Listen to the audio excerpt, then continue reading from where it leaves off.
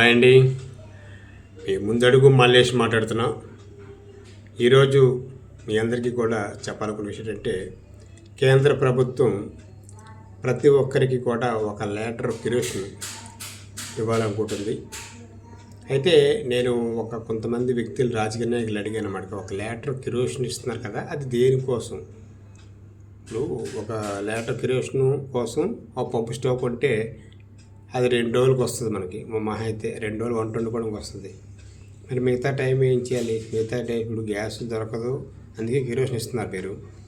Kerosene ఒక రోజు 2 రోజులు వండుకోవాలి. ఒక లీటర్తో ఒక 2 రోజులు వస్తుంది వంట.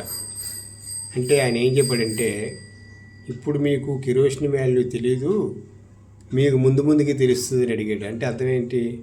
అంటే కొన్నాళ్ళు పోతే కరెంట్ కూడా ఉంటుందేమో. మరి ఇంకా అదే 3 వెలిగించుకోవడానికి పనిచేస్తుంది ఆ లీటర్ కిరోసిన్. వంట వండుకోవడానికి అయితే ఒక 2 రోజుల కంటే ఎక్స్ట్రా రాదు నాకు తెలిసి.